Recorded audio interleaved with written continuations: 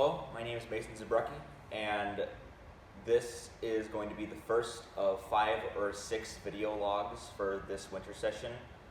I am a senior in illustration at Rhode Island School of Design, and I will be graduating in spring of 2022.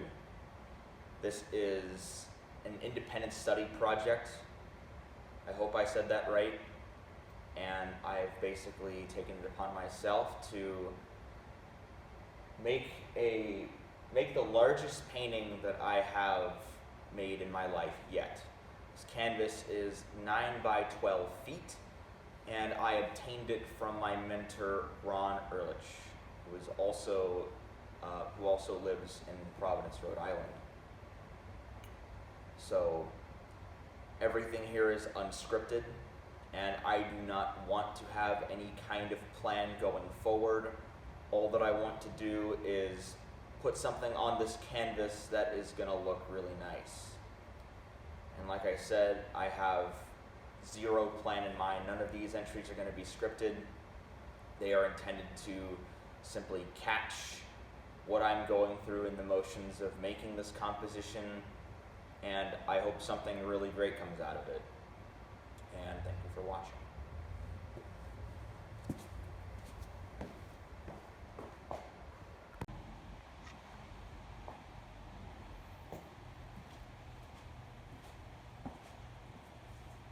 Hello, my name is Mason Zabrucki, and this is the second week and the second recording of my progress on my ISP. It has been an interesting week for me because I actually had to move my entire setup to an entirely new room, but that was on the count of a system error, so no one was at fault for that, but it was still annoying to say the least. But I had still gotten a lot done in that span of time, so that's what I'm most happy with. Progress on the canvas has been interesting because I, of course, had no sort of plan going forward. But what I realized is that I was pretty much able to illustrate everything I wanted to within the hour. I didn't need to do multiple drafts of line work underneath what I was painting over. It was all just one big continuous sort of session of me guessing where I want to put things down, like a foot or a leg or an arm, and making sure everything added up right. Of course, the figure itself is still greatly stylized, but I do feel like there is a, I guess I want to say, a direction for where I wanted things to go. And I am very pleased with how it's coming along so far. One interesting thing I noticed during my work is that majority of the splatters that I would retain after basically dipping my paint mixers into my cans initially, I didn't want to waste that paint, so I would just splatter them on, and I would get a brush and start working on it. So what happened from there is the focus, or I guess the focus of all of these marks and splatters is where I was working the most. And I think it's very interesting to note because I basically had to get up and walk back and forth. And there are paint dribblings all over the floor. I tried the best I could to not get anything on the walls, but you get the point. I think it's like an interesting set of landmarks that start making the canvas itself. And of course, all this nonsense is going to be covered up pretty soon, but I still think it's pretty cool that there's sort of like a fossil record in this canvas where there are going to be more layers of paint stacked up on each other, and you're probably going to see some colors through others, Like, I'd like to make it apparent to water down paints in some areas, so some little moments like right up there are like more visible. Like, I love all the language that all these little splatters have on there, and now I'm just about done with the figure, so I'm gonna start working on the background now, and I might just try to cover the whole thing and then I'll call it a day probably. But that's all I really have to say for this week. It's coming along pretty well, and I'll catch up with you next time.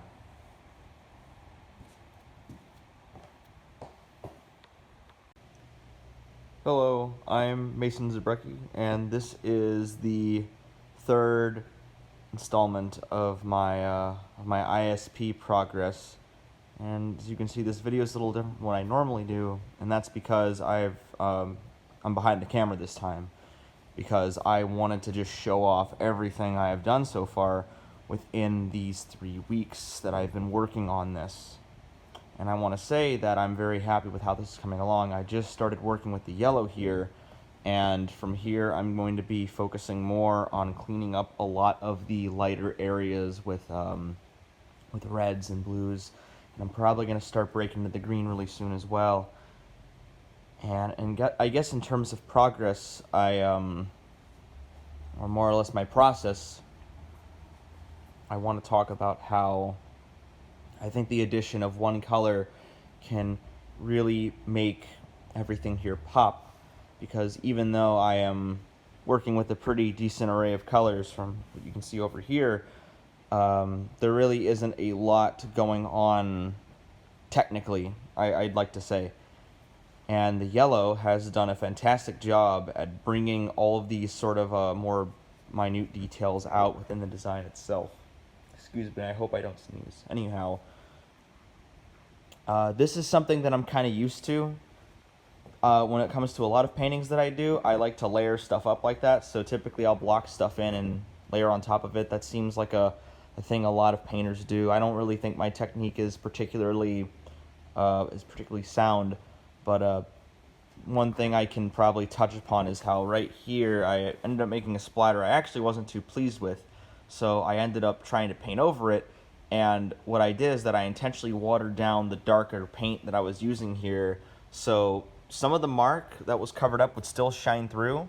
And that's something I really enjoy about this type of painting, because even though I don't typically acknowledge mistakes, everything is a continuous stream of consciousness for me, and I like that there's that spontaneity to it. But, you know, just in case there is one thing I'm not happy with and I'm going over it, I still try to retain some integrity of that mark.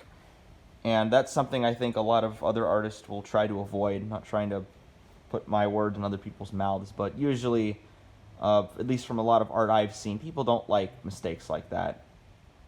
So I just like to embrace that. There are probably a lot of other artists that do as well. I know there definitely are. But it's just kind of interesting, because even though that you're trying to cover something up, letting a bit of it shine through ends up creating a completely new sort of aspect of the image that I think can really draw you into it. I think it's cool, at least. I think it's just all these little contained moments. That's kind of a reoccurring theme in this piece. A lot of little instances that you can kind of like cut out of this painting and say, hey, this can work as like its own thing. And I think that's cool. So we have a lot done. There's not much left I have to do. So thank you for watching, and I'll see you next time.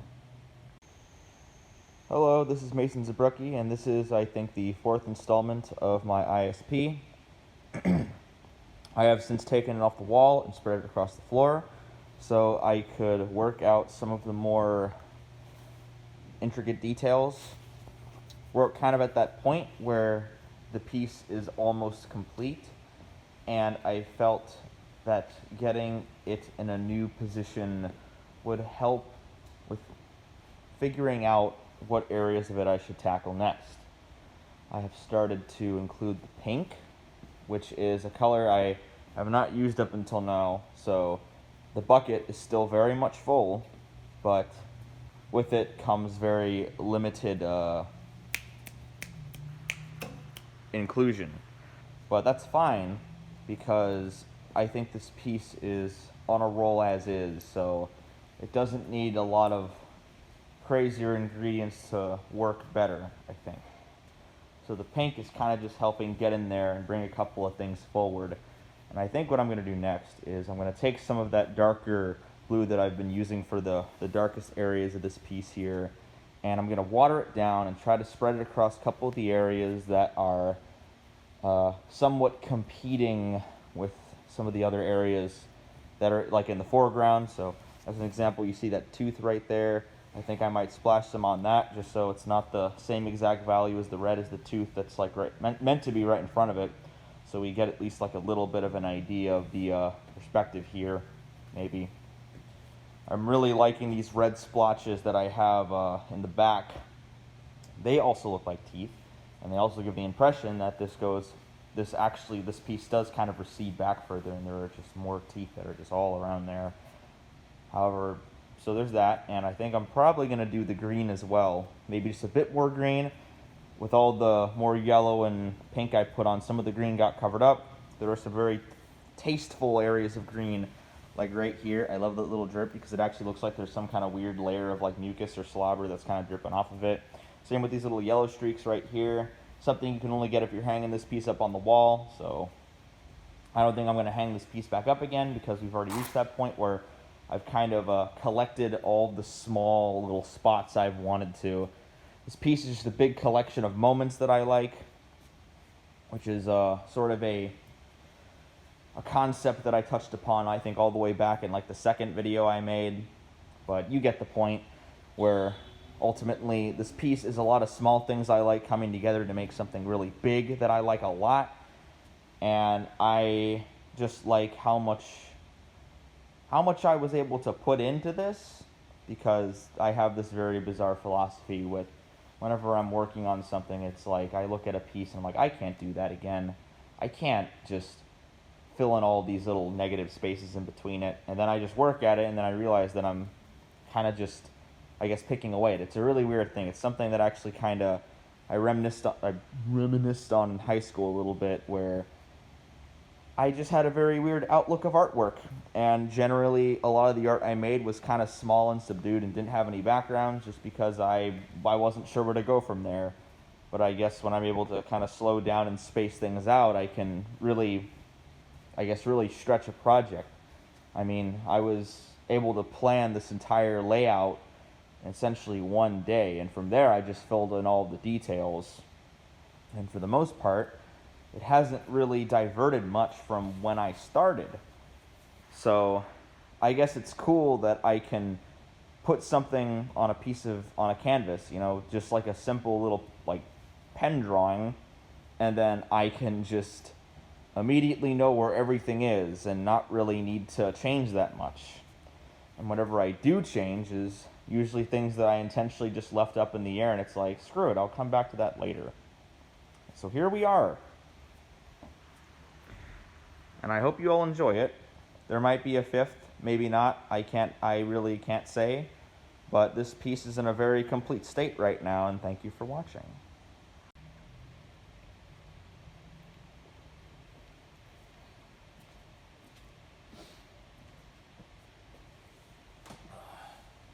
Hello once again.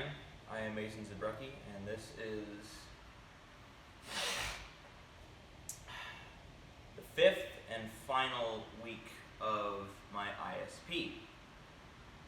And as you can see, it's done. I promise I won't be sitting here for very long, because I want to take that camera down and show you guys what I've been doing. But for these past couple of weeks, I have been mostly refining a lot of the forms that you see on this piece here. It's interesting because I've never needed to do that kind of refinery on a piece like this before, because I've been doing big pieces since, I want to say, June of 2021. And typically I would reach a point where I would just say, okay, this is done. But I had to go the extra mile with this one. And I think it really worked in its favor, because everything is just a lot more convincing, I think. Not in the realistic sense, but there's a lot more that I can draw out of it now that certain things go further back. And as you can see, it's, I don't know what that word is, never mind. But anyway, it's pretty impressive when it's on the wall, is it? It was not easy to get back up. Dare I say, that was probably the hardest part of this entire thing. Well, let me give you all a closer look. I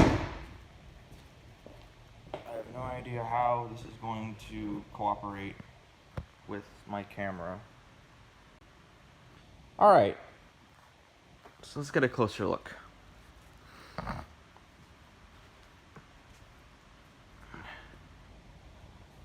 I don't really have much to say other than I guess it was the corners that probably used the most work, simply because they didn't have the same kind of oomph that everything else did. But one thing I'd like to make note of is that all the paints that I've used here, while all being of the same sort of brand and consistency, they actually all have different viscosity. And you can tell by how I was applying it to this canvas. Primarily, I like to mention that yellow left the longest and I guess the longest strings, I want to say, after every stroke I did. So yellow was kind of my workhorse for getting a lot of those really big gestures in. And I mostly added a lot of more of the larger streaks towards the end of this piece. And I like how they look. I think it's good. I guess I want to say that red and green kind of follow into a similar viscosity, where green is more clumpy, and I wasn't able to get a lot of big streaks with it, but when I throw it out on a small brush, it splatters like crazy, and I love it. And of course, it also has a high tendency to drip as well. There's a couple fat drips around here somewhere that I really enjoy. And then there's pink. Pink is weird. I want to say pink was probably like the tightest of all the paint. You know, it didn't really splatter all that much, and whenever it did splatter, it only came off in really big globs that kind of just peppered the whole piece. Really nice for strokes though, because it pretty much covered everything up whenever I was actually applying it, whenever I was detailing the teeth and adding some accents on all the meat that was over here. And the blue, I haven't really used any of the blues since I actually started doing this figure, which is the first thing I did. And I can't really say much, but maybe I could have used it more. I don't know. I liked how the blue is kind of focused in this area. And I like this moment right here where you can see how I did some splatters of blue over a darker area, but I just kind of left it there. You know, it makes the figure feel solidified in its space, which I think in this context is good, because I think there's like a lot of momentum with this foot kind of pushing on this lip right here. I really, really like that. And I didn't really use any of the dark blue anywhere else where it should have. All I have to say is that I guess I kind of did use the darkest blue in some, because there's not a speckle of black on this thing unless you want to consider the Sharpies that I used at the start. But right here was an area that I kept going over with watered down blue, because I was trying to get it like a bit of a shadow. I was trying to make it kind of bleed into the background. I think it worked pretty well. Used that for a couple of the areas down here too, around here on the tongue. I think it stands out well enough. And what else did I use? Because yeah, I used a total of like 6 different paints, I want to say. Yeah, just about. I definitely used the pink and the green the least, but I think that actually really worked in this thing's favor, just because it's like, I don't want to overpower it. There's a lot of reds, a lot of warms, so I really wanted to split up the cools that I had a bit. And of course, that's kind of what the piece of resistance, the figure right here, is meant to be, sort of that contrast between everything. And I like that I didn't really use blue anywhere else except the backgrounds, because I feel like that separation is just kind of what I needed there. Oh man, I got a really nice big splatter of red right up here where she's fucking crushing this tongue in her hand. It's really good. And also there's kind of like this bulwark of yellow whips over here, as I like to call it. I really like how they're just flaring out. There's 2 really, really big yellow marks that you can kind of see almost forming a bit of a like a horseshoe almost, I want to say. And I could tell those were just like 2 really big strokes that I did when I was just when this piece was still on the ground and I was kind of just waving over it, you know? So, oh God, excuse me, I've been snorting so much, but I want to say that I think putting it on the ground was a really good change of direction, because I think it would have made a lot of the splatters too samey. So, you know, having that's really nice. That my advisor had actually told me about trying that out, and it was a really nice suggestion to him. I think it helped the piece a lot.